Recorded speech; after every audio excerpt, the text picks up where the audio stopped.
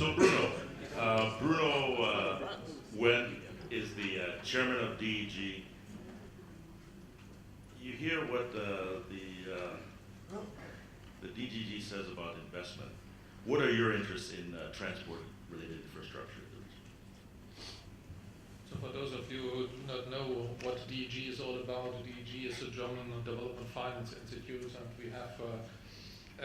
we have an actual portfolio of almost 8 billion euros, and out of which 20% we have invested in Africa. So we have already understood the message of Chris that Africa is the business is a continent to do business with.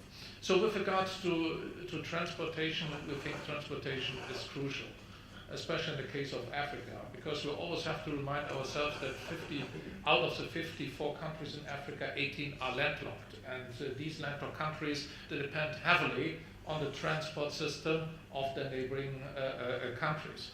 And secondly, we yesterday and also this morning we have talked on the need to go for more regional integration. Regional integration requires once again transportation. And thirdly, I think integrating Africa's economy into a globalized world once again requires transportation. So it requires roads, bridges, airports, seaports, railways, etc., etc. So, and we are very eager to finance that. Our results, not only in Africa but worldwide, is rather mixed. When it comes to toll roads, it's almost negative. Why? Because there's no discipline to enforce the consumers, the users of roads, to pay for the services. So this is why we are a little bit reluctant to go for toll roads and toll bridges. We have made wonderful experience with airports. This is why we are actually looking also to support, let us say, modernization of airports here in Africa. We have made mixed results with railways, and we have made excellent examples with container terminals. So helping also to use not only the investment of the private sector, but also the experience of private sector, the expertise of private sector to provide handling of containers in a more efficient way. To give you two examples where we are in here in Africa, we have provided a large senior loan to a container terminal in Lomé in Togo, and we have an equity stake in the Rift Valley Railway between Mombasa and Kampala. And I have two remarks. One is transboundary transport is extremely difficult from a private sector perspective. Why?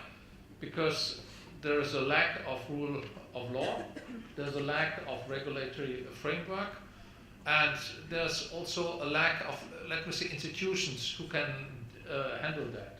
And so I strongly believe that the regional economic communities can play a crucial role in creating this policy environment, which is then also useful and necessary to attract the private sector into transboundary transport. And the second point I would like to make is that quite often governments completely neglect that it's not sufficient simply to provide road infrastructure. They have also to provide or to change border procedures. For example, we have invested in a logistic company in Tanzania, and they run more than 160 trucks, and these trucks are being controlled by satellite. So you can see on the screen where the trucks are going.